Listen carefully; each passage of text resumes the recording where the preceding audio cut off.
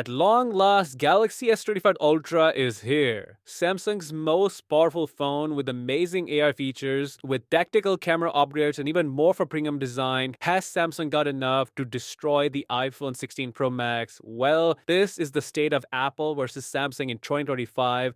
Let's get right into it. Value-wise, Samsung has surprisingly kept the same prices as last year's models, so we're pretty much looking at the same pricing situation as the previous generation. Has Samsung done enough to tackle their weak points compared to their biggest rival, iPhone 16 Pro Max? Well, spoiler alert, iPhone 16 Pro Max could be in big trouble. We are in 2025. Both Apple and Samsung flagship phones are some of the most premium devices on the market with their own standout identity. While they both use titanium and matte finish on the back, except Samsung that has taken things to the next level. Yes, despite having the S Pen inside, somehow Galaxy S25 Ultra is about 11 grams lighter than the iPhone 16 Pro Max. Not only that, it is slightly thinner, coming at 8.2mm compared to 8.3 on the iPhone 16 Pro Max, again with a freaking S Pen inside and a bigger 5000 mAh battery cell. Definitely impressive engineering from Samsung. So while both are premium, I have to say Samsung is going on a different level. As far as the colors are concerned, once again Samsung is coming on top because not only you get these base 4 colors, but also you've got 3 additional online colors to choose from, something you don't get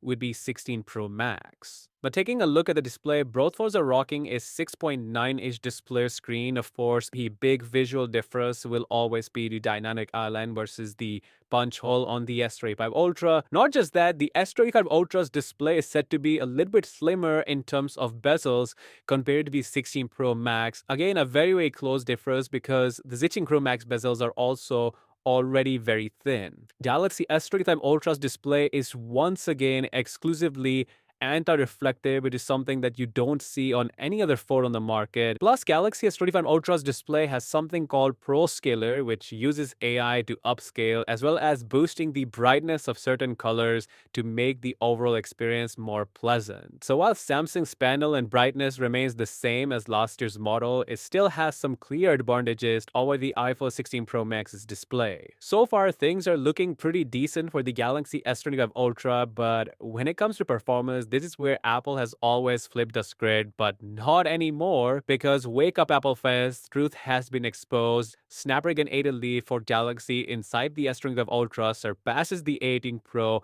on the iPhone 16 Pro Max decisively for the first time in a long time. The only comparable metric is the CPU single-core score, but in other areas, Samsung takes the massive win. For example, in multi-core score, we've got a drastically better score compared to the iPhone 16 Pro Max and a miles better GPU performance, which is not even close. This is all thanks to the efforts of Qualcomm. Thankfully, we get the Snapdragon 8 Elite chip not only on the S25 Ultra but across all the S25 models, which means even the base Galaxy S25 should be able to outperform the iPhone 16 Pro Max. Samsung has finally surpassed Apple decisively. Now, software-wise, we have One UI 7.0 on the Galaxy S25 Ultra versus iOS 18.2.1 on the iPhone 16 Pro Max. In 2025, both UIs are all about flexing those AI muscles, but one has bigger muscles than the other. Whether you're into AI features or not, both operating systems have come a long way to give you a very good experience overall. With great range of useful features, apps, customization, strong ecosystem connection with their respective devices, and a very reliable, smooth experience. Yes, even Samsung has managed to achieve that. They finally ironed out things like smooth zoom transition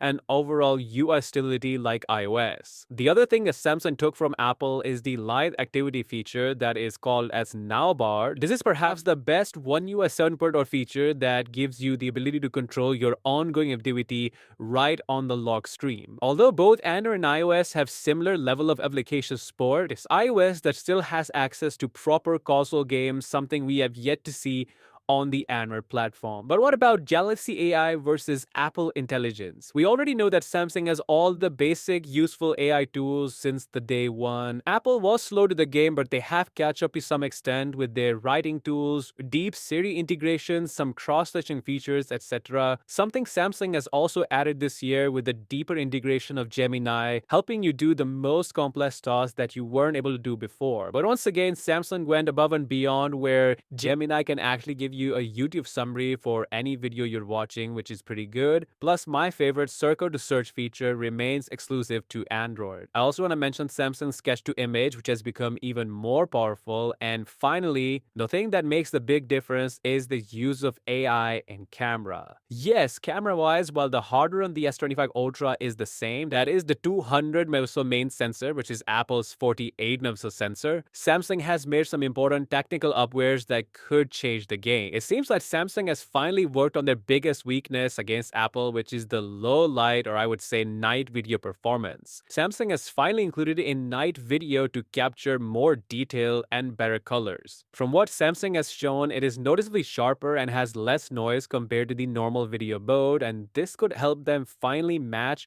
the iPhone 16 Pro Max low light video performance or even surpass it. Speaking of video, Samsung has also finally added the ability to shoot log videos. Similar to Apple's Dolby Vision, now you can shoot raw footage. As for the general image performance, both phones will be able to take photos in most conditions with no problem whatsoever. However, Apple does have an advantage because it shoots photos by default at 24 megapixel, which is something that you can't do on the S25 Ultra as the default output is still 12 megapixel. However, you can manually switch to 50 or even 200 as Samsung has made that incredibly easy thanks to their new one-handed friendly camera UI. Samsung also has a new photo processing engine, so it'll be interesting to see how the image processing is going to stack up against the 16 Pro Max. But as we have seen this sensor perform already, it's going to do pretty well photo-wise compared to the iPhone 16 Pro Max. Phones are the best when it comes to super long-range zoom performance like the Honor Magic 7 Pro or the Vivo X200 Pro. Still, you're going to get a good zoom performance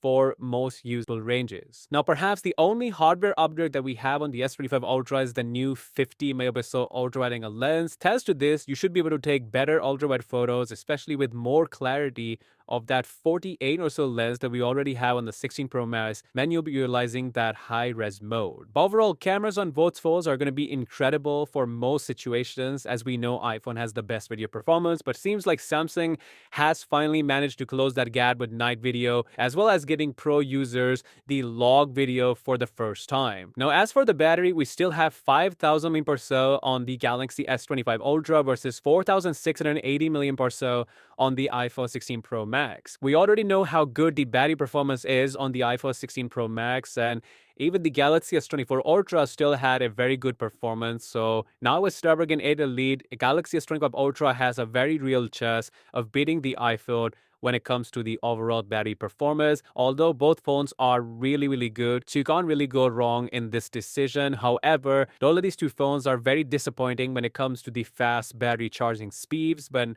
other manufacturers are shipping phones with 90 watt or 100 watt or even 120 watt charging. These companies are still stuck with those ancient charging speeds. All in all, I have to say Samsung has definitely stepped up the game and looked at their weak points compared to the iPhone 16 Pro Max. They also made their design not only more premium but also thinner and lighter than the 16 Pro Max while still having an S Pen on the inside. It definitely has a superior engineering going on and more exciting AI features overall compared to Apple. But what do you guys think? Let me know in the conversation below. As always, we'll be doing all of our testing very soon, so make sure you hit that subscribe button. With that being said, I'll catch you guys later. Peace out.